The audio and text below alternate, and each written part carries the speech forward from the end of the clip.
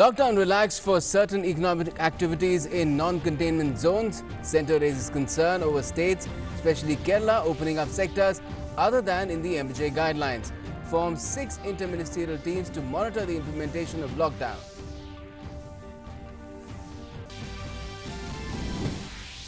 Toll collection begins on national highways starting today. Work begins after 27 days in the Lok Sabha and Rajya Sabha secretariats after 27 days. All India active coronavirus positive cases stand at 14,175.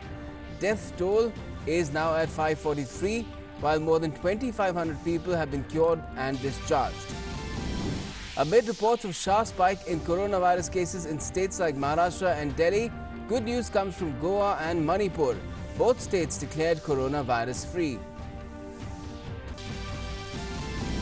COVID-19 cases continue to spiral globally with more than 24 lakh cases and 1.65 lakh fatalities. In the worst affected US, death toll nears 41,000.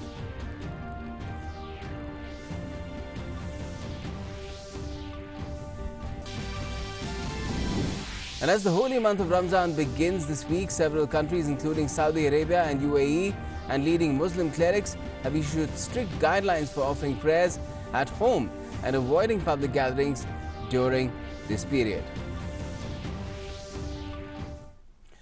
Namaskar, you're with the latest here on DD News and DD India. I'm Gautam Roy. Now, in the first easing of lockdown measures for COVID-19, states across India have partially lifted curbs as part of a staggered reopening of the economy. The selective relaxation allowed by the centre during the second phase of nationwide lockdown, in force till the 3rd of May, focuses on rural sector and daily wage earners and does not apply to so-called hotspot districts. It is to be noted that these easing of restrictions will not be applicable in the containment zones.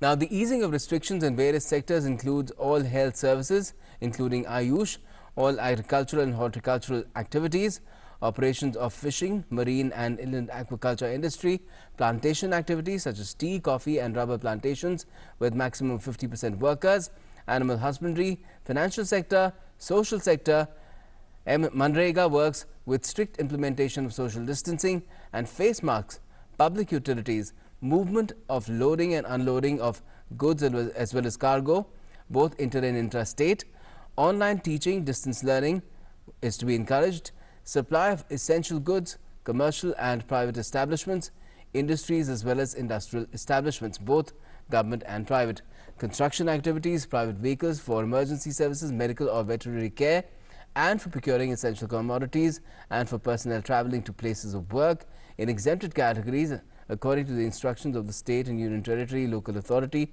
and the Office of the Government of India and offices of the states and union territories. However, states like Punjab, Telangana are refusing to relax the lockdown situation and have announced an extension of it to the 3rd of May and even the 7th respectively. Now, the Ministry of Home Affairs has written to some states and union territories which have been making their own list of essential activities and relaxations, asking them not to dilute provisions of the consolidated revised guidelines. In the letter, the MHA has asked them to ensure compliance of the revised consolidated guidelines and direct all concerned authorities for their strict implementation without any dilution and to ensure strict compliance of lockdown measures. The centre said that this is not permissible under the Disaster Management Act 2005 and has cited the Supreme Court observation to be read as a direction.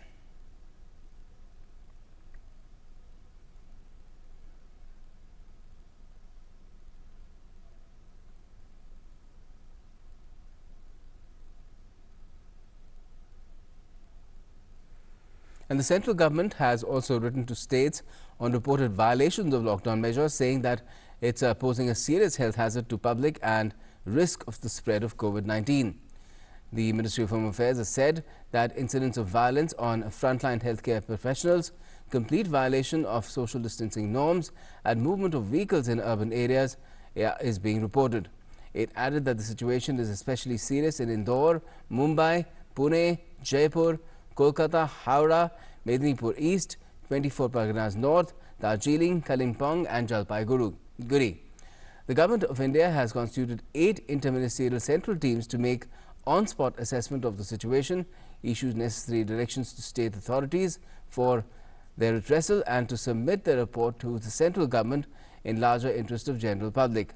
IMCTs, that is the teams, will focus on compliance and implementation of lockdown measures according to the guidelines, supply of essential commodities, social distancing, preparedness of the health infrastructure, safety of health professionals and conditions of the relief camps for labour and poor people.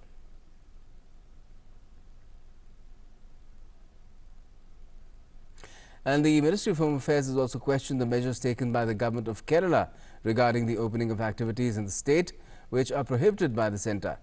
These include opening up of restaurants, public traffic, barber shops and bookshops.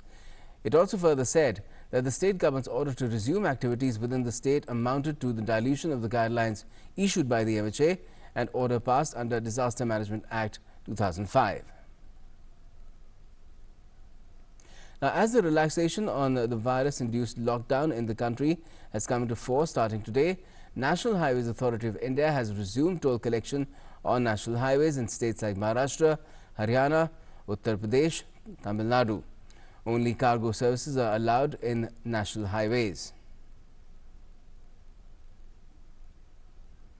Now, let's get you an update on the COVID-19 situation throughout the country. Well, COVID-19 outbreak in the country has now recorded 17,265 total positive cases, including 14,175 active cases, 2,546 recovered and discharged, with 543 fatalities in the country. Maharashtra remains the #1 ranked state in the country with more than 4,200 cases, followed by the national capital, which has crossed the 2,000 total cases mark.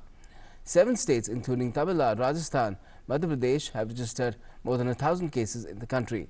It's noticeable that the states of Goa and Manipur have become COVID-free, as the last few positive cases there tested negative.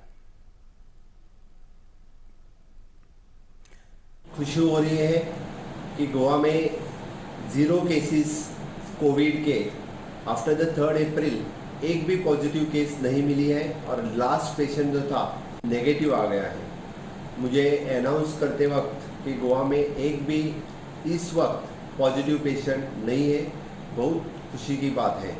मैं congratulate करता हूं हमारी पूरी Covid hospital की team.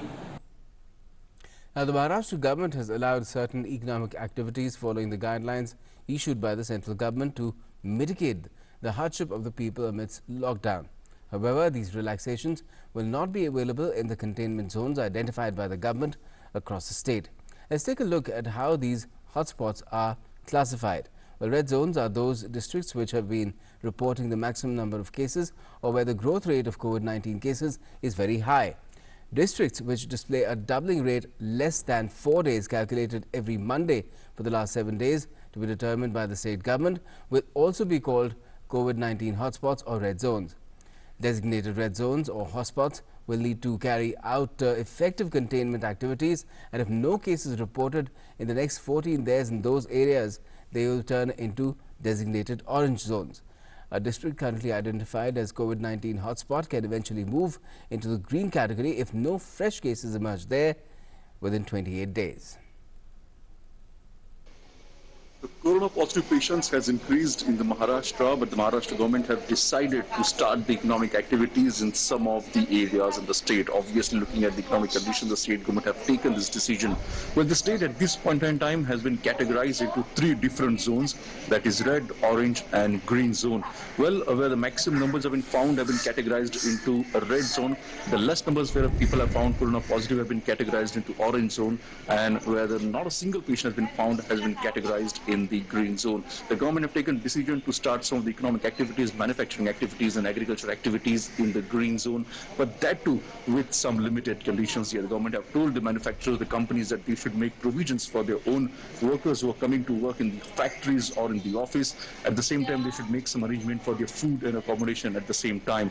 Well, government have also said earlier that they have set up a committee to review the impact of the economic situation of the corona on the state, and that's the reason the bankers, economists the retired officers from the financial ministry, and the ministry itself will be part of this economic committee here that's government have constituted just a few weeks back here, looking at the current situation in the state. And that's a reason, even though looking at this number at this point in time, the Maharashtra has crossed almost 3,000, 4,000 figure in the state itself, and that's a reason this is being quite a worrisome factor. But in spite of that, there are some areas in Maharashtra, there's some districts in Maharashtra which are still in a green zone where not a single patient have been found corona positive, and that's the reason the government have decided to start the economic activity in this area. There are 36 districts in Maharashtra, and out of which few districts have been identified as the corona positive districts, have been referred as the containment zone, and that's the reason that in this district especially the lockdown will continue till 3rd of April.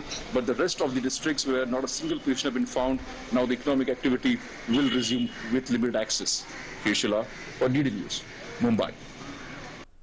And in order to boost the state's health infrastructure in the fight against coronavirus pandemic, Odisha has rolled out 5 COVID-19 dedicated hospitals today through video conferencing. Odisha Chief Minister Naveen Patnaik, Union Ministers Dharmendra Pradhan and Prahlad Joshi and other officials were present at the launch via video conferencing.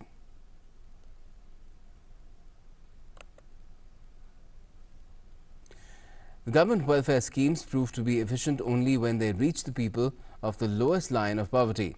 This story from Guntur has better exemplified that government funds are reaching people who are eligible for the various welfare schemes. The government has extended a helping hand to these people who live in the premises of a solid waste dumping yard located 8 kilometers away from the city of Guntur. In Guntur district of Karnataka, some 25 families make a living by selling plastic and aluminium waste from a local dump yard. All these people stay away from their native place to earn livelihood. The government is making sure that these people lead a comfortable life even though they are staying away from their hometowns. As they confine themselves to their homes during the lockdown, the officials are donating rice, pulses and oil. Even though they don't have a ration card, they are also conducting regular medical checkups and are being provided with necessary medicines. My name is Mohana Rao. I am working as Tehsildar in Guntur. We are helping the poor people living in the city. We are taking special care of these people who live in the outskirts of the city. The beneficiaries have lauded the government's efforts. My name is Esther Rama. Ever since the outbreak of coronavirus, we are staying at home along with the children. The government is providing us with rice and vegetables regularly. We are being provided with good facilities. My name is Shraddha. The government officials are providing us with breakfast every day at 7 a.m. They are also providing us with lunch and dinner. The ground report from southern state proves that the government is doing its best to support the poor and disadvantaged sections of society to overcome the coronavirus crisis. Bureau Report, DD India. Now, during this time of crisis over the spread of pandemic COVID-19, welfare schemes of the central government are proving to be a boon for the people. Women are getting direct benefit transfer under Pradhan Mantri Ujjwala Yojana. The government is providing free gas cylinders for 3 months to beneficiaries of the scheme. Women in Chabhili Valley of Bikaner are also getting subsidy amount direct in their bank accounts with the help of DBT. पिछले 24 मार्च से पूरे भारत में lockdown है, जिसके कारण घर को चलाना बहुत मुश्किल होता जा रहा था। इसके फिर प्रधानमंत्री नरेंद्र मोदी के ऐलान के बाद उज्ज्वला योजना के तहत मेरे खाते में 750 रुपये आए और आज सुबह ही गैस सिलेंडर भी आ गया, जिसके कारण रसोई को संभालना काफ़ी आसान हो गया। इसके लिए मैं नरेंद्र मोदी को धन्यवाद कहना चाहती हूँ। Lok Sabha and Rajya Sabha secretariats have resumed work starting today while maintaining the norms of social distancing in letter and spirit after they were shut on the 24th of March in the wake of COVID-19 outbreak.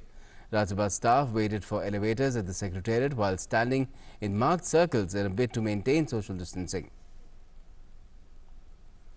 And no relaxations have been provided in Delhi as well as Punjab, although farmers are carrying out agriculture-related activities.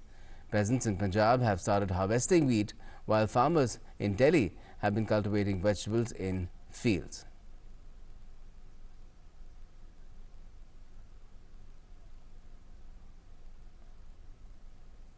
Now, restrictions on prevailing lockdown over pandemic COVID-19 across the country have been eased in some of the regions.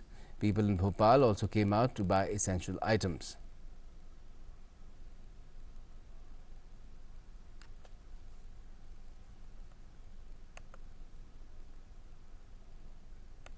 और जो भी कच्चा माल है सुगमता से बाजार में आ रहा है और लोगों के घरों में दुकानों पे पहुंच रहा है। कोई दिक्कत नहीं आ रही, आवाजाही में माल आराम से आ रहा है मिलों से, कोई दिक्कत नहीं आ रही। प्रशासन पूरा समर्थन, पूरा सपोर्ट व्यापारियों को कर रहा है।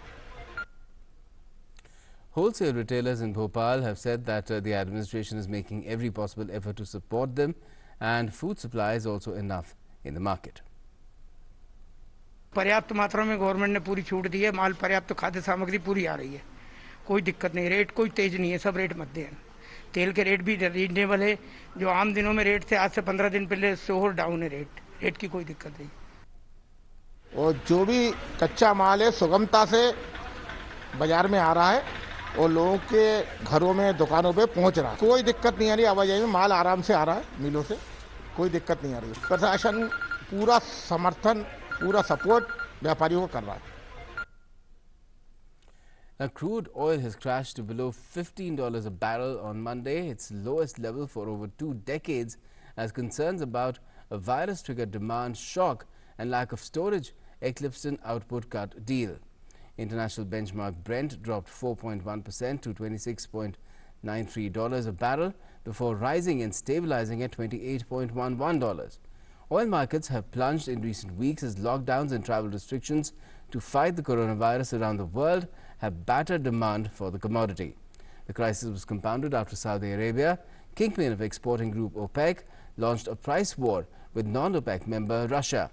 Riyadh and Moscow drew a line under their dispute earlier this month when they and other countries agreed to cut output by almost 10 million barrels a day to boost virus-hit markets, but prices have continued to fall heavily, with analysts saying the cuts will not be enough to make up for massive falls in demand caused by the pandemic.